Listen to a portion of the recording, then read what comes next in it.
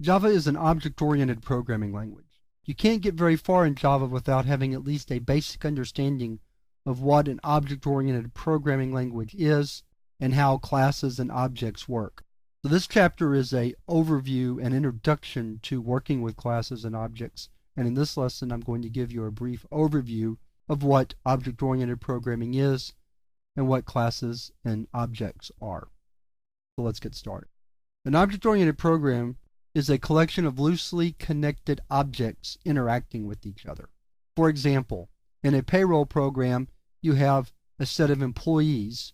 Each one of those employees is an object, and you have a payroll, which is itself an object. You can also have other objects in the program as well, such as a timesheet, or the number of hours worked could be an object, although it's usually just a piece of data. But you get the idea. And those objects interact with each other even though they are defined independently. An object, or a class, encapsulates state and behavior. When we talk about state, we're talking about data.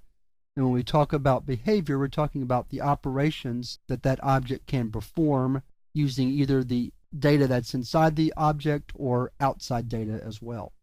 A class defines an object's behaviors. So we create a class so that we can define exactly what an object does. Once we create a class, then we can create individual objects of that class. So for example, in a payroll program, we'll have one employee class, but many employee objects, all of the employees that are going to get paid within that payroll. For all intents and purposes, a class can be viewed as a user-defined type.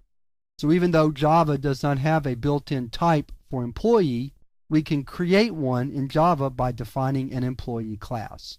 Classes can be linked to each other using a hierarchical structure.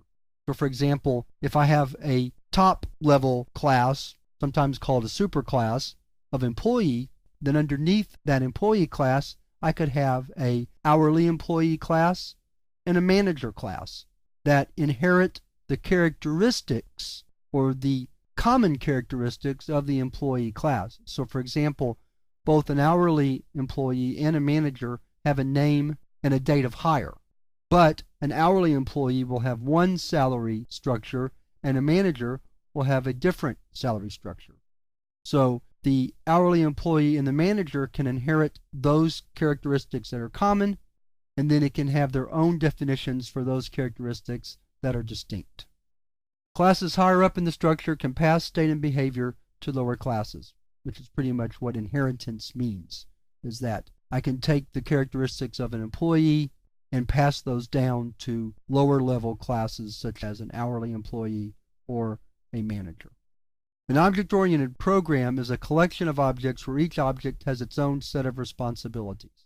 That's what makes object-oriented programming such a great tool for managing large complex programs, because with each object I can concentrate on its responsibilities rather than having to worry about all the objects at once. So each object can be defined independently and then brought together to create a more complex whole. Objects form the basis of reusable software, since an object can be used in any program that needs the object. So for example, I have an employee object that I use in my payroll program that I can also use in a project management program or a human resources program or any other program that my company has to write that involves working with employee objects. This lesson was meant only to cover the very basic concepts of classes and objects and object-oriented programming.